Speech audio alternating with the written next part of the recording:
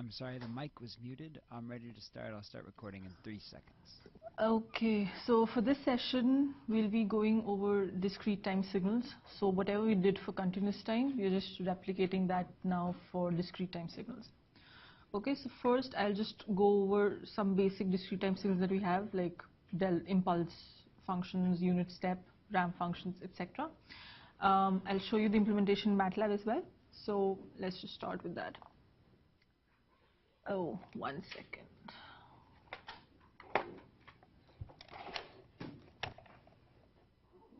I forgot to do this. Okay. Is it up? Yeah. Okay, so first is the discrete impulse. All of us know what the continuous impulse looked like. So the continuous impulse, it just connected all these dots whenever you plotted the continuous impulse. Okay.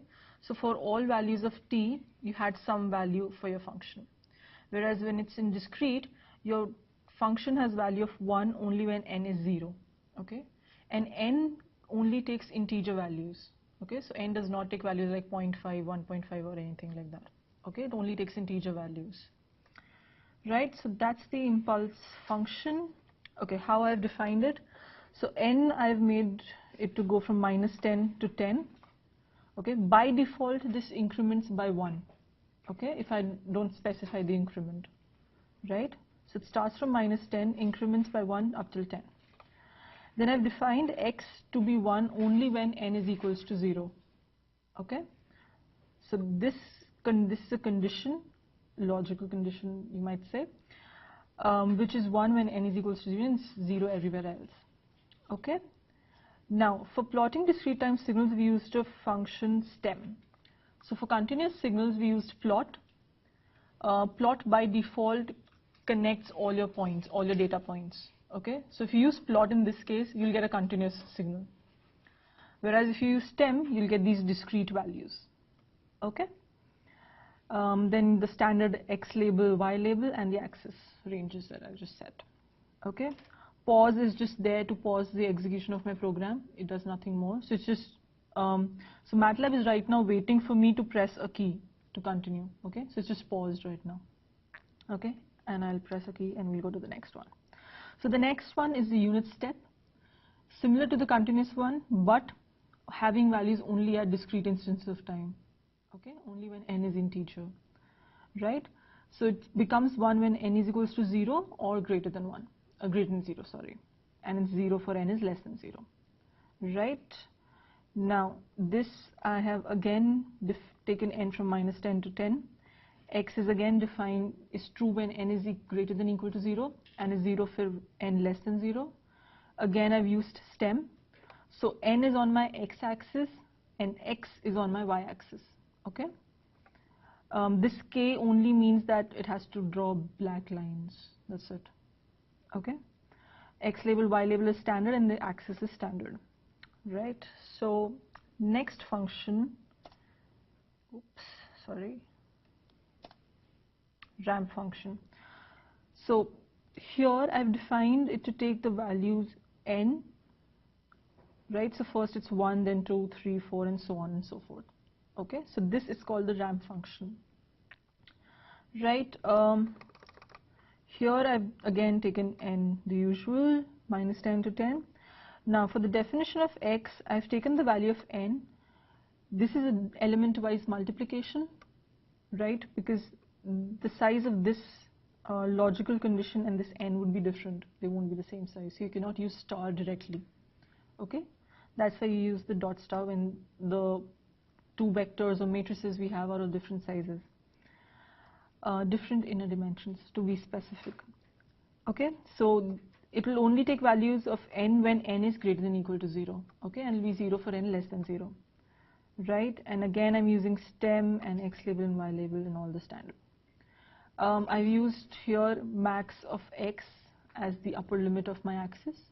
So max returns the maximum value that my x function takes. Okay. Right, so now to go over some of the operations that we do on discrete time signals. They are absolutely similar to the ones that we had in continuous time. Okay, so let's just see.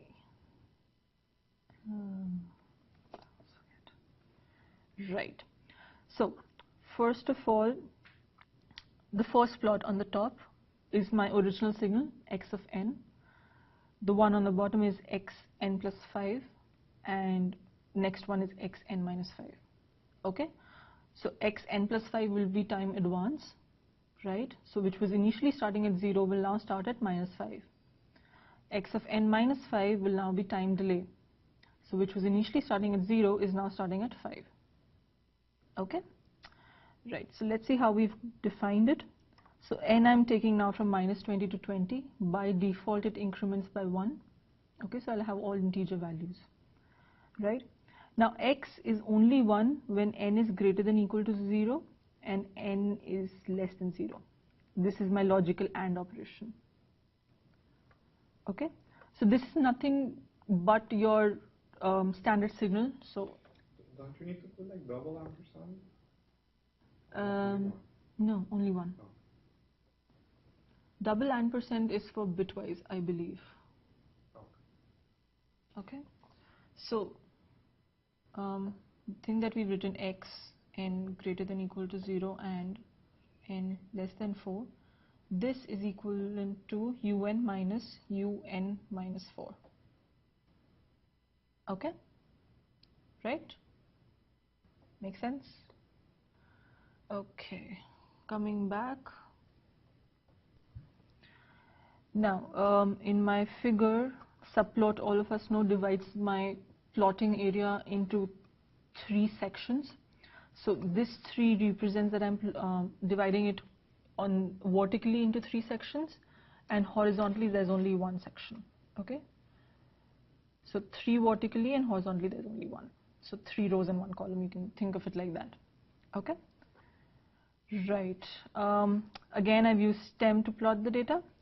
Now for shift, I've specified the shift to be 5 over here. Okay, now this might seem counterintuitive that n, it should be n plus shift for an advance, right? But let me just write it down for you. How do we get that? So our new signal is now n plus 5, right? And this should have same values to the original one, that's x of n, right? So now let's call this n dash. Okay, so n dash plus 5 is equals to n, right? That's how these two will have same values. Okay, so n dash is equals to n minus 5. That's how I'm getting the new index. That's why there is a minus sign, even though my actual operation is an advancement. Okay, right. When you add, it usually shifts to the left, right? Yeah, it is shifting to the left. Okay. So now see, n plus 5 is equals to n dash is equals to n minus 5. So when your n is 0, original, Oh, okay, I have minus 5. so n dash is minus 5. Okay, so it's shifting to the left. Okay, coming back, and this is the same case with delay. So you'll see a plus sign when you'll do delay. So this is the new index when I'm doing a time advance. I have a minus sign there. So just don't get confused with the minus sign and the plus signs, okay? Again, this is the next subplot, right? So 3.1, 2 refers to this subplot. 3,1,1 is this, and 3,1,3 is this one, okay? Right, so the other time shift is time delay. So I have a plus sign over here, as expected, okay? And the axis and x labels are the standard operation. So original signal, time advance, time delay. Okay? Moving on, time reversal. So this is the original function that we have. And time reversal is just a mirror image across the vertical axis. Whenever we say time reversal or flipping, it's always across the vertical axis, never across the horizontal axis. Okay? So don't ever take the image across horizontal axis. Okay? Now how we've done it, so x is now defined to be a decaying exponential. Okay, so as n increases, my x values are decreasing. Okay, so this is what, so as n is increasing, my x values are decreasing. It's decaying with time, right? And it has values only from n equals to 0 till n equals to 5, right? It's 0 everywhere else. Okay, now for my reversal, what I've done is my initial n is ranging from -20 to 20, -20 to 20. Okay, I've just taken -n of it and sorted it, right? Right over here my axis is symmetrical, -20 to 20, so I'm not required to do a sorting. Makes sense? So because -n will give me the same result, right? So let me explain this, what sorting is doing and what you're getting. So n is from -20 to 20, so it has values -20, -19 and so on. Okay, minus of n will have 20, 19, 18, and last values will be -19, -20. Okay, to put this into the same axis as this, because we are directly plotting stem, right? That's why we do a sort. So now this will give me -20, -19, -18 and so on. Oh sorry, 19 till 20. Okay, right. Also, in addition to this, we are using the flip function. So flip just flips your x vector over here. Okay, and I'm just plotting these two new axes and function values now, right? So flipped across the vertical axis, right? Mirror image across the vertical axis. Okay, next operation is scaling. This code is similar to the one that we have in the homework solutions. So if you've not seen that, you can see it over here. Okay, now scaling. Again, scaling is either you're compressing the signal or expanding it, right? So here my signal is defined to be sort of a triangular function. So this is my original signal. Okay, 0, 1, 2, 3 and so on. Next what I do is n, my axis, my discrete time axis, is defined from 0 to length of x minus 1. So what is length of x minus 1 over here? What is the length of this vector?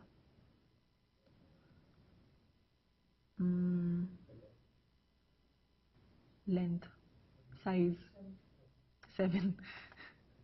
Okay, so length is giving me this length or size of this vector, okay, the number of elements that I have in there, right?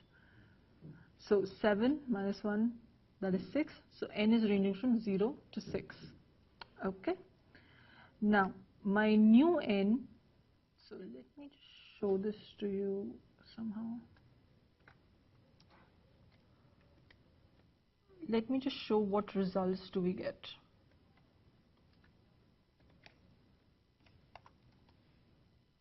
Oh, I shouldn't have put a semicolon anyways. So first, from this command, we get n of this to be this sort, right? Now, mod function gives me the remainder when n is divided by 3. And 3 is my scale factor over here. Okay? So, all good. Only 0, 3 and 6 are divisible by 3. That's where we get the remainder 0, and everywhere else you have some non-zero remainder. Okay? Now, next thing is we find where all the places where we got the remainder to be 0. Okay? So wherever we had 0, it turns to 1, and wherever it was not 0, it turns to 0. Okay? Now, within x, I'm trying to find the corresponding indexes. Okay? So wherever n scaled is 1, right? I'll get the value of x at that position. Okay, so I'll get the value of x from the first index, from this index, and from the last index, right? So let me show you what we get.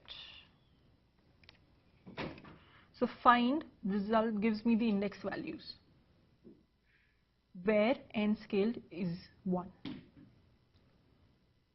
Okay, right. So my x new is 0, 3 and 0. Let's go back to what x was. Okay, we have it here. So first is 0, then we have 3 and then we have 0. So we are picking the x values where our new index is 1, is divisible by 3. Okay, because the scaling factor is 3. Make sense? And that's how we get a new function and a new index that we've made, which is just similar to the last one, but now it's according to the new function. Okay, so now it's 0, 1, 2. Yeah, 0, 1, 2. Okay, so that's what we get. 0, 1 and 2, and the values are 0, 3 and 0. Okay, so this is equivalent to a function like x of 3n. So you scale by 3, so you're compressing your signal. Okay, makes sense? It's like you're taking every third value. You take the first value, drop the next two, take the next one, drop the next two, and take the other one. Okay? Is that because you did a compression? Yes. So You lose data. yes. So this operation is also referred to as decimation. Okay? So if you're, let me write it down for you. So in discrete terms, our original signal was xn. Now we have x3n. Okay? So the scale was 3. We drop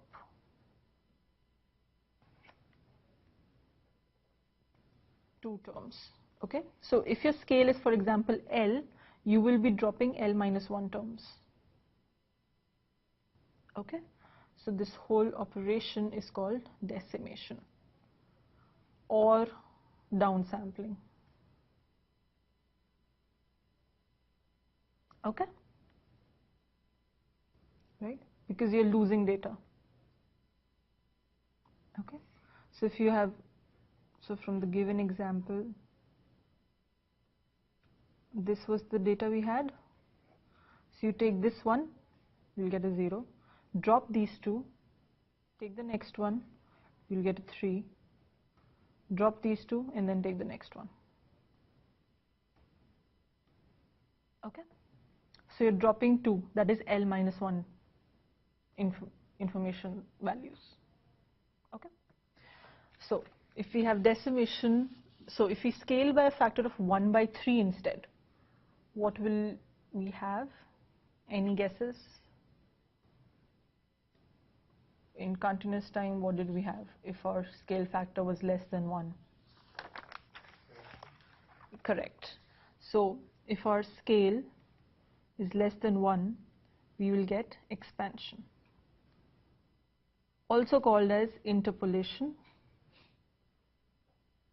also called as upsampling. So what this does is, it takes the, so using the same signal that we have, okay, so this is 0, 1, 2, 3, 2, 1, 0, okay. What this does is, it takes the first sample, inserts L minus 1 zeros after it, takes the next sample, inserts L minus 1 zeros after it, and so on. Okay, so your signal has expanded, as is obvious from this diagram. Okay, so this is 0, 1, 2, 3, 2, 1, 0. So that the previous operation removed L minus 1 terms from your function. This adds L minus 1 zeros between your elements, your function values. Okay, so let's see it from the demo. And here you can see the same thing. You have your first 0, 2 zeros inserted, again the next term, 2 zeros inserted, and so on. Okay, and your signal has expanded. Now for this one, we've not done anything fancy.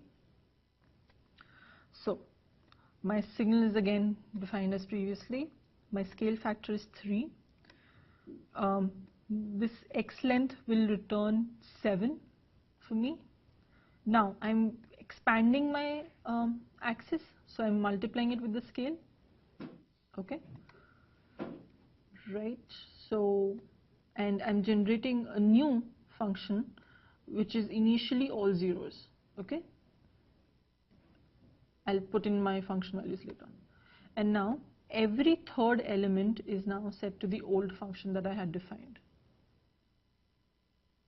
Okay, right, and that's what I'm plotting.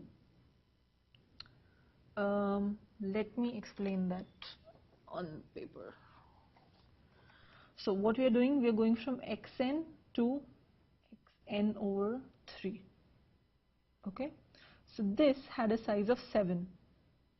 Okay, increase it by a factor of 3, we got a size of 21. Okay, we take, so this is like, you can think of these as 21 slots. Okay, you have slots. In the first slot you put 0, insert 2 zeros automatically. In the next slot you put 1, then insert 2 zeros. In the next slot you put 2, 2 zeros, 3 zeros, and so on. Okay, think of this as slots where you're putting in values, right?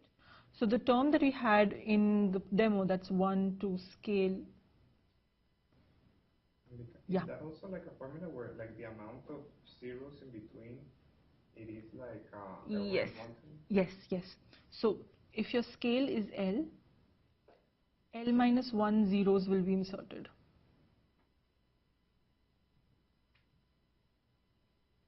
Okay.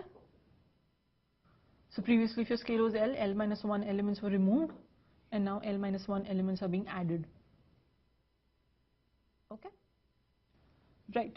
So what we had in demo was that x new is equals to 1 colon scale colon the new length, which is 21 in this case, is equals to x. So what this statement means is it will start with the first element, increment the index by 3 every time, okay, and end at the last value. Okay, so first element will have a value of 0, then it won't touch the second and third elements at all. Okay, it will go on to the fourth element and give a value of 1. Okay, make sense?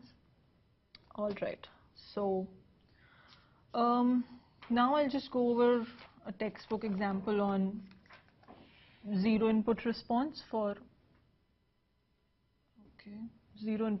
your discrete systems. It's very similar to the one we had done in continuous thing, but just to make everything clear. So this is question 3.6.7.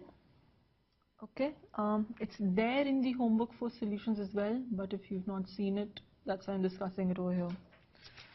Okay, so as far as I remember, the question was, one second, let me pull up the question. Y of n. Yes, I'll just pull it up, give me a second. Okay, yeah, I have it. So we have y of n plus y of n minus 1 plus 0.25 y of n minus 2,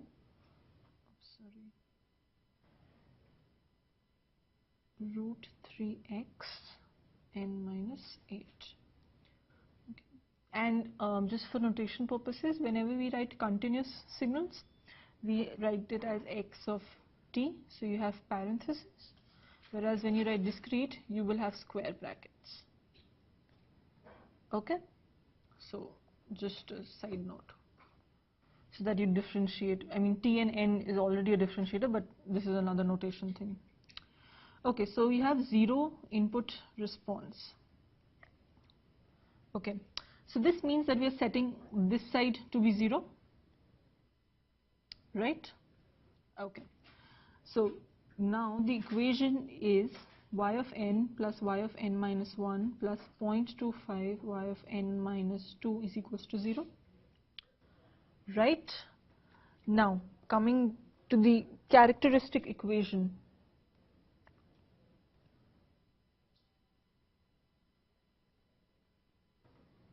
Okay, so previously we wrote characteristic equation in terms of lambdas, now we're using gammas. Okay, so gamma square plus gamma plus 0.25 is equals to 0, right? Everyone understands why this is gamma square? Because this signal, yeah. Are we allowed to put it in advanced form and change it like 1, y, n plus 2, y, n plus 1, and Yes, y? yes, you can do that. That's how you get this equation. Oh, okay. So this thing can be written as yn plus 2 plus y of n plus 1 plus 0.25 yn, and this operation is written as e square yn. So e over here is your operator, advancing operator. Like you had a capital D in continuous time, which was your differential operator. Here you have e as an advancing operator. Okay, so e of yn plus 0.25 yn is equals to 0. Okay, so this you will write as e square plus e plus 0.25 y of n is equals to 0. This becomes gamma square plus gamma plus 0.25 is equals to 0, which is your characteristic equation. Okay, makes sense? Right, so once we have the characteristic equation, the next step is to find the characteristic roots, right? So just like we had in continuous time, we will have distinct real roots, repeated roots, and complex roots. Okay, and always remember that the complex roots will occur, will be conjugates of each other. Okay, now the roots of this equation will be gamma equal to minus 0.5, so repeated.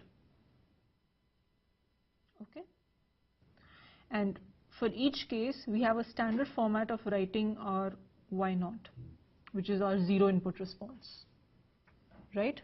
So when it is repeated, we will write it as c1.5 raised to power n plus c2n, sorry, it's minus 0.5 raised to power n. Okay, right? Now once you have this and you have your initial conditions given for you to solve for c1 and c2, right? So the initial conditions that we have is y0 minus 1 is equals to 1 and y0 1 is equals to 1. Okay, so you'll just now substitute, right? So you will have, one second, this thing will be minus 2c1 plus 2c2 is equals to 1, and this will be minus c1 by c2 minus c2 by 2 is equals to 1. Okay, now you can directly solve them, use your calculators to solve them, even MATLAB can be used to solve these. A quick way to solve this in MATLAB, I'll just show it to you. Okay, so let's go. Okay, so the quick way is, first you write the matrix with the coefficients that you have for C1 and C2. So if you notice from the equations, we had minus 2c1 plus 2c2. So you have a minus 2 and a 2 here. Okay. Next we had minus half c1 minus half c2. So that's the second set of coefficients you have. A slash sign, yeah, and then you have whatever on the other side of the equality. Okay, and here you have your solutions for C1 and C2 directly. Okay, now going back, oops, so C1 we have, one second, whatever happened. C1 we have minus 1.25 and C2 we have 0.75 minus 0.75. Okay, and then you just substitute these back. Yeah. I mean, there's a question about the signs because we cannot get the negative out of the 0.5 out, right? Because we don't know when. Where? What? Like the very final answer. This one? Yeah, I'll just let you write the thing maybe if you do what because okay. I'm not sure about that the 0.5 is like a negative inside the brackets. Yes. That negative we cannot get it out, right? No. Okay. Yeah, you cannot. Yeah. When do we do initial conditions? Why not 0, 0, and then 1, 5? That depends on the question.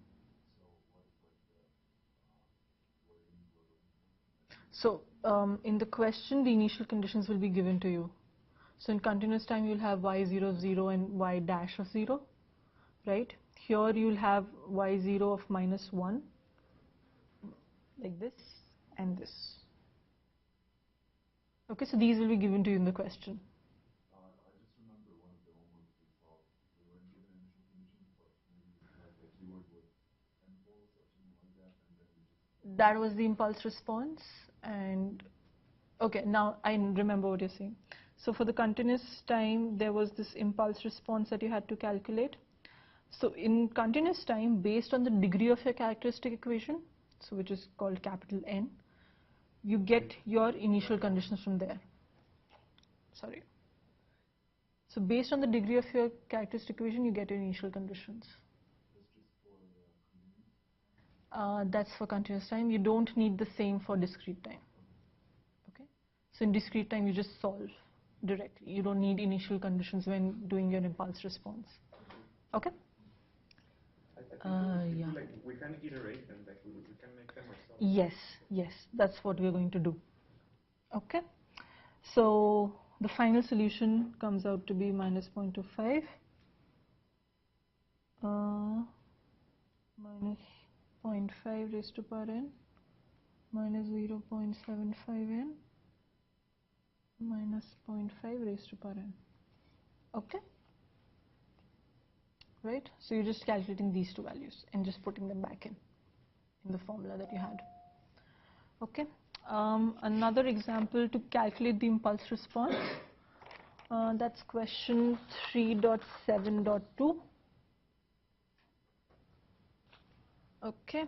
So what is given to us is e square minus 6e plus 9 yn is equals to e x of n. Okay, so that's given to us. So characteristic equation from this is pretty clear, right? So the characteristic equation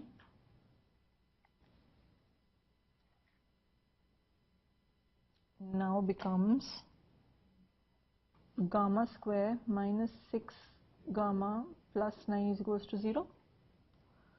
Next step is to get the characteristic roots.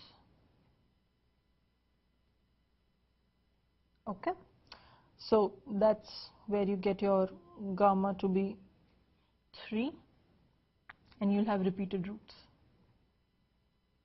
Okay, now your y naught n will be written as c1 3 raised to power n plus c2n 3 raised to power n,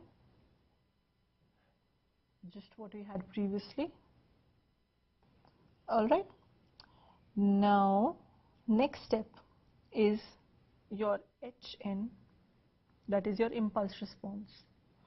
Okay, so H to get Hn, what this means is minus 6e plus 9 H of n is equals to E del of n.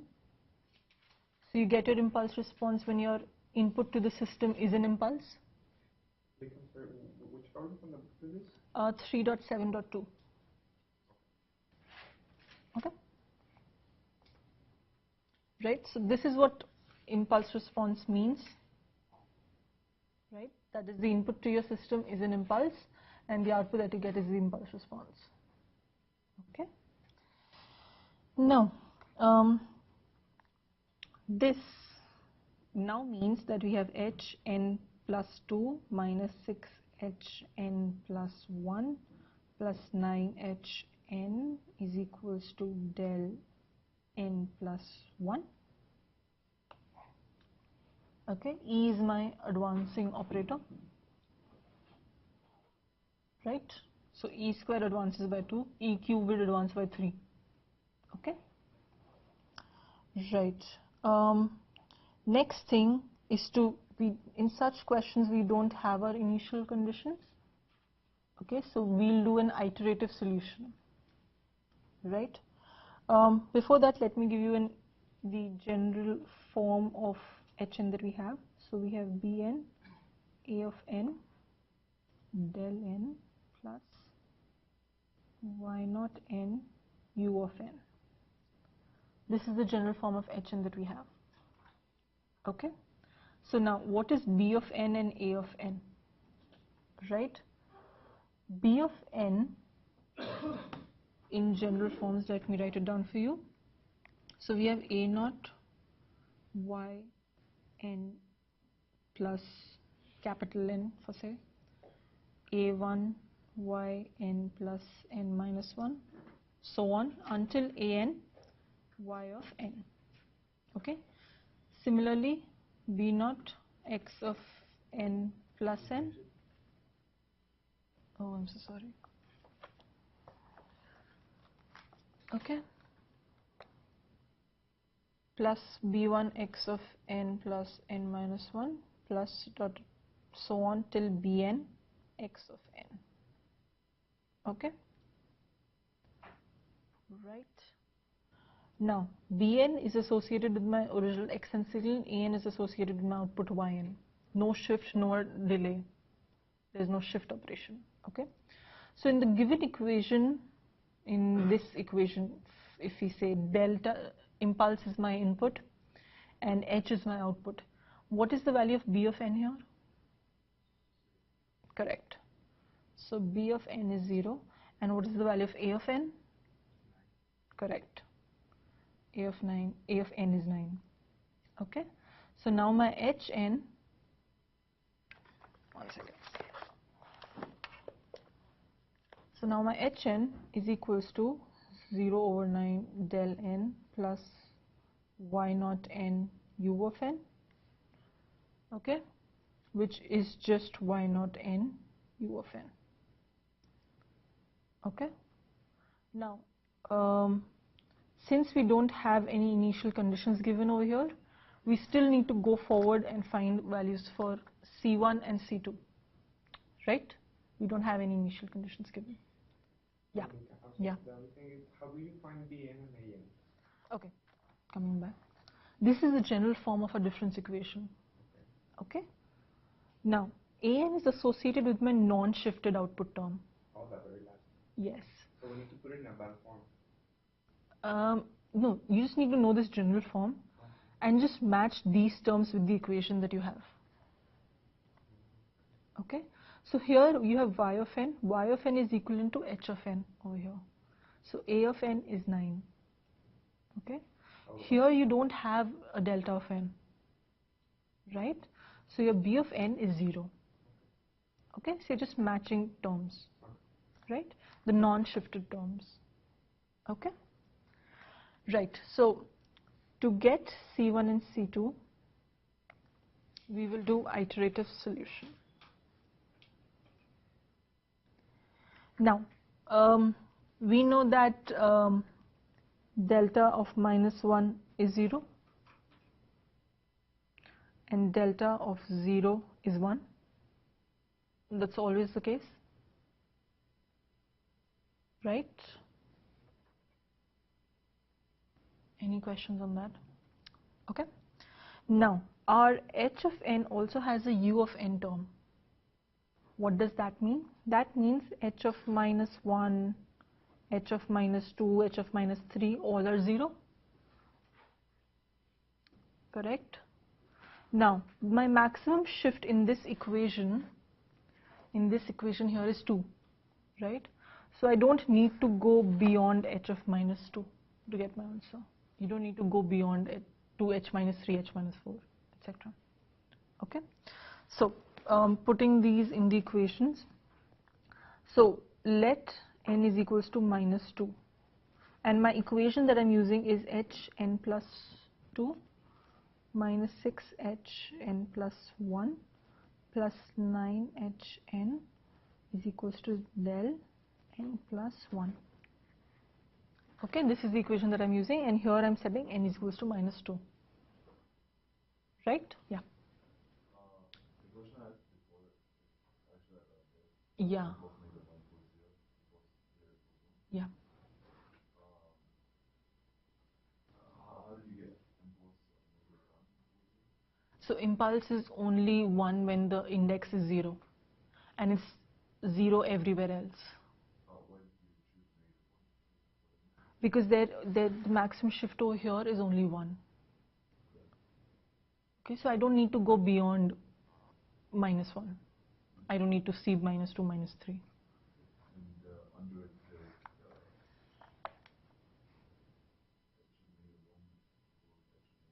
the Yeah.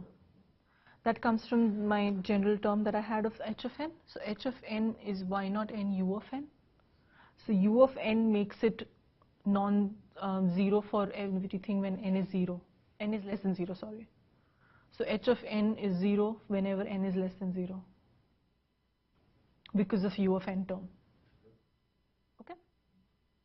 Make sense? Okay, so moving forward. So when I set n to minus 2, I will have h of 0, right, minus 6h of minus 1 plus 9h of minus 2 is equals to del minus 1, sorry, right? Now I know this value, I know this value, I know this value, right? So just substitute that. So h of 0 minus 0 plus 0 is equals to 0. Okay, so h of 0 is equals to 0. This is my first initial condition, right? Okay, next I'll put n is equals to minus 1. Okay, so now I'll have h of 1 minus 6h of 0 plus 9h of, sorry,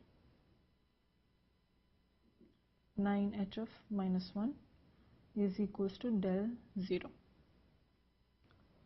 Okay, now I know this now, I know this, and I know this. I know h of 0 from the previous equation. Okay, so my h of 1 is just simply 1 now, and this is my second initial condition. Okay, cool. Now what I will do is, my h of n was c1 plus c2n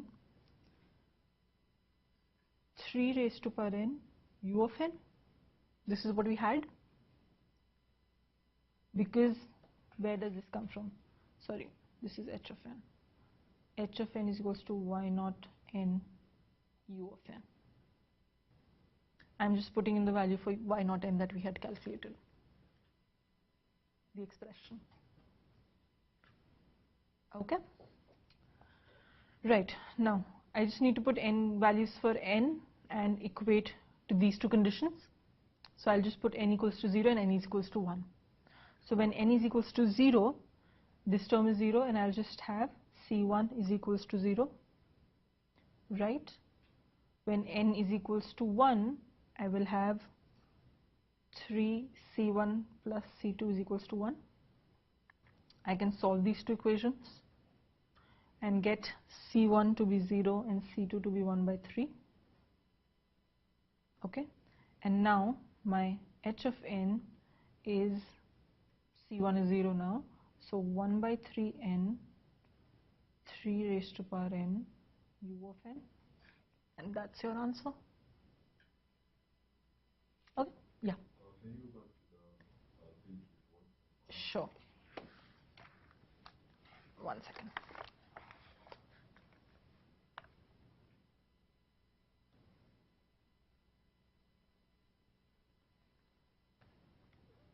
Any question? After action -1 was action -2 was here. What is Let n is equals to -2.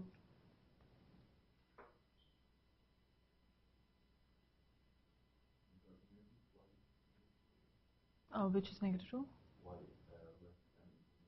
So first I'm doing n is equals to -2, and next I'm doing n is equals to -1. So n is equals to -2 is this will result in a maximum shift. So my maximum shift is 2. So I'll use n equals to -2 and -1. That's it. Okay?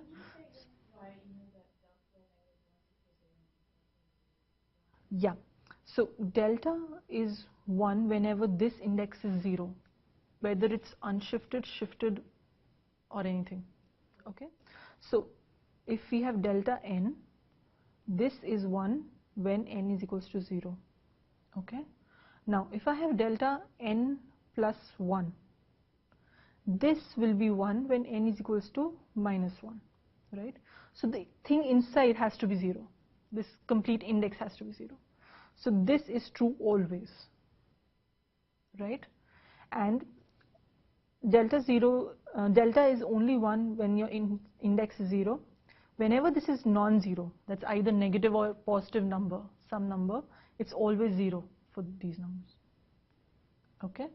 It's only 1 when your index is 0 inside. Right?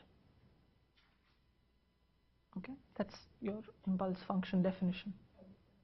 Yeah, okay. Any questions on this part? All good? Okay. So next I'll just move on to discrete time convolution. And you have a question?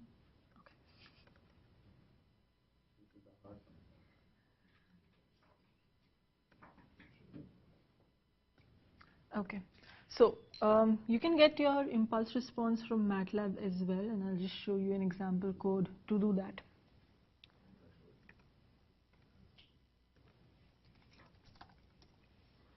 Okay, oh, I have to run everything again.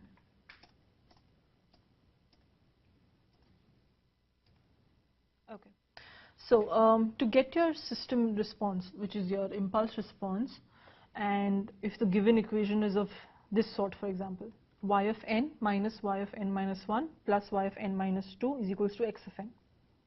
Okay, so these over here refer to my x of n coefficients. Okay, and a over here refers to my y of n coefficients. Okay, so a is my output coefficients and b is my input coefficients. Right? Now from this equation, if you see, the coefficient is 1 only for x of n, it is 0 for all the other terms. That's why I have it written in this form, 1, 0 and 0. Okay, the coefficient is 0 for xn minus 1 and xn minus 2.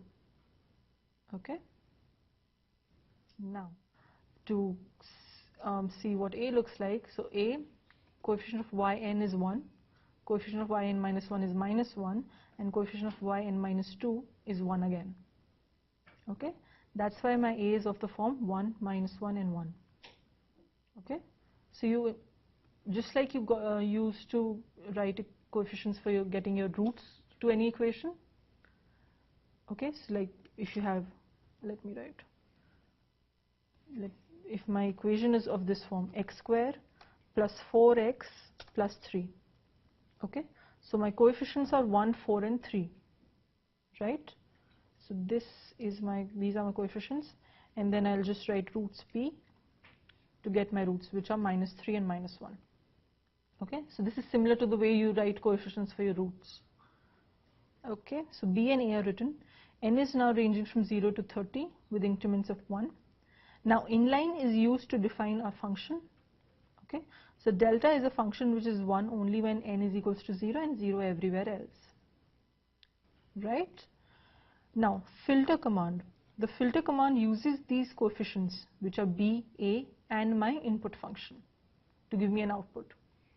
Okay, so B and A are defining my system equation, the equation that describes my system, and delta n is my input. So whenever your input is a delta function, your output is your impulse response. Okay, so H over here is my impulse response, and that is what is plotted in this figure. Okay, now if you calculate this manually, you will get a similar sort of result. Okay, so just go back and calculate using this equation manually. Okay, now going over to discrete time convolution. So first of all, let me write down what this example is.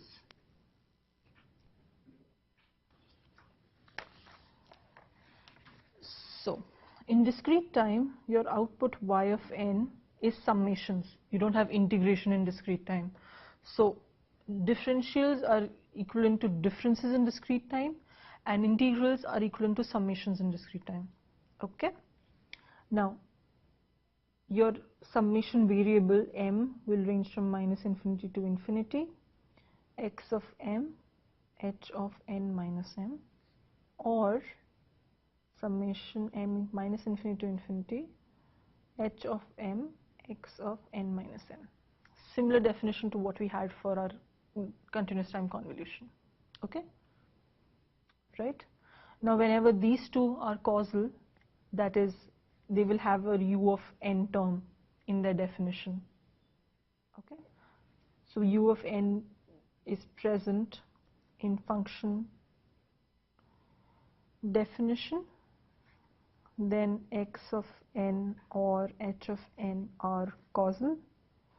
So when both of them are causal, my discrete time convolution becomes 0 to n, like similar to the way it used to become 0 to t for a continuous time convolution. Okay, okay, so in this case my h is getting flipped and shifted. In this case my x is getting flipped and shifted. Okay, makes sense? Right, so in the example that I'm going to show you on MATLAB, we have these two functions.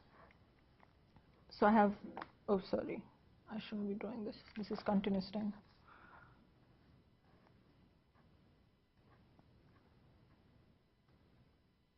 So this is my x of m. This is my h of m. Both are same. Any guesses on what this represents? What this plot represents? My amplitude is 1. Only u of n?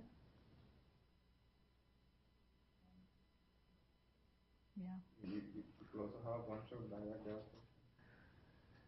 That's true. That's true. In terms of u of n. Okay, it's u of n minus u of n minus 4. Okay? So this is what, it's the same definition for these two. Okay? So for continuous time convolution, we had done an example with pulses. Right? We had done an example with rectangular pulses. They were of different sizes. But I had said that whenever they were of the same size, you would get a certain kind of answer. Anyone remembers what that was? Double. If they're the exact same, isn't it like that? What would be the shape of the output if the two pulses were of the same size? So it was triangular result, right? So in continuous time, if this was one pulse and this was the other pulse, their convolution was in this form. Okay, because it's only at one instance in time that they are completely overlapping, right? If they were of different sizes, I would get a trapezium sort of a shape. Okay, So in this case also I'll get a triangular pulse, right? So what is my expected output? My expected output is to be of some sort like this, but discrete in nature. Okay. So similar rules apply for continuous and discrete, right? Now, an easy way to do this manually is take h of minus m. So h of minus m looks like this: 0, minus 1, minus 2, minus 3. Okay. Now, I just need to shift this over my x of m, right? So when there's no shift, that is y of 0, what is my answer? If I multiply and add 1, that's correct. Now I shifted by 1, right? So now I'm plotting both of them together, so just look carefully. I'm plotting, this is x of m. On top of this I will have h of m over here overlapped and 2 more pulses. So this is my overlap now, right? So y of 1 would be correct, and so on. Okay, so this will increase up to a point and then start decreasing again to 0. Okay, so let's see it on MATLAB. Is it because you're adding 1 plus 1 that you got that 2? Yeah, so what do? You see where it's overlapping, and you first multiply and then add. Multiply these two and add. So this is equivalent to x of 1 multiplied with h of 1 minus 1. Oops, I'm so sorry. What did I do? Nothing. Okay, so this is x1, h of 1 minus 1, right? And x of, one second, let me write this down. X of 0, h of 1 minus 0. Okay, so x of 1 into h of 0 plus x of 0 into h of 1. So this is x of 1 into h of 0. Okay, and this is x of 0 into h of 1. Okay, because it's flipped, so my index for h starts from here and my index for x starts from here. I understand the x, but the h 1 minus 1. Yeah, so what is my yn format? Yn is m equal to 0 to n, x of m, h of n minus m. Now here my n is equals to 1, right? So my y of 1 is m equal to 0 to 1, x of m, h of n minus m. Sorry, n is 1. So first I'll put m0. So I'll get x0, h1. Next I'll put m1. So I'll get x1, h0. Okay? Make sense? Okay, so let's go to the MATLAB demo. Okay, so the similar function that I had, I could define it as a logical condition, that is n greater than or equal to 0 and n less than 4, right? Like the way I had done it previously. Where did I do it? I had done it somewhere. Shift operation. Yeah. So I can define my u of n minus u of n minus 4 like this, or I can use the step function. Okay. Now, what this 0 means is that the unit step is starting at 0. Okay, the step occurs at 0, and here if I put my step occurs at 4.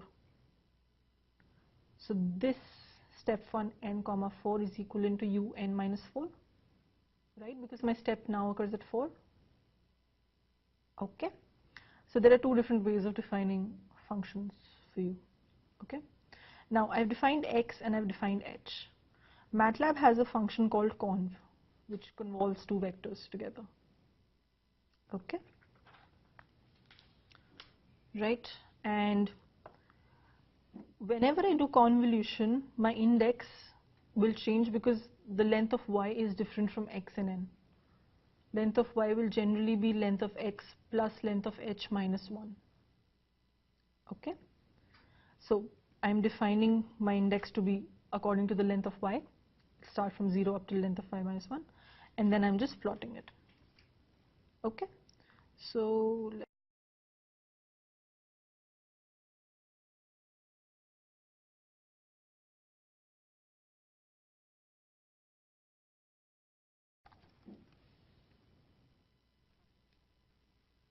okay. So that's the convolution answer. We get a triangular shape. Okay? But discrete, not continuous. Alright? Is that the idea to have such, but like, weren't we doing like from 0 to 3? We're doing Yeah. See, because this convolution, that is another one. That's the same one we were doing.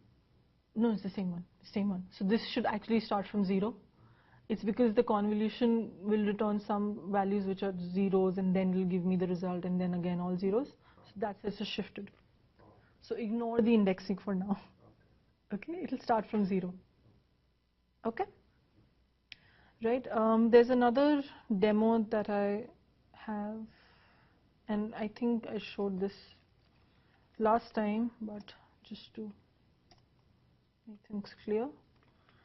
This is a built-in demo that you can run, and it's available on Canvas. So just download the zip file, extract it, and run the demo.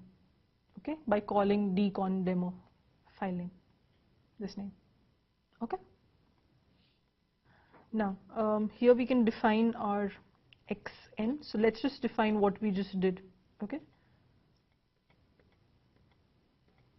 So un minus 4. Correct. Next, let us define h of n, which is the same thing. Oops, correct.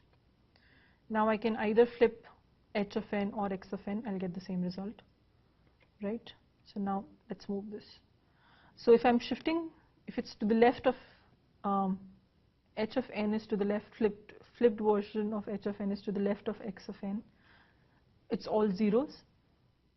Now my first overlap occurs at n equals to 0, right? And that's when I get 1.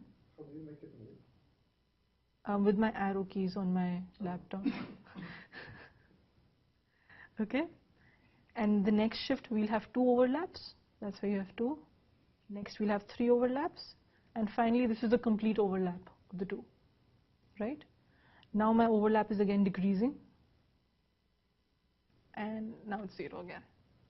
Okay? Cool. So that's it for this session.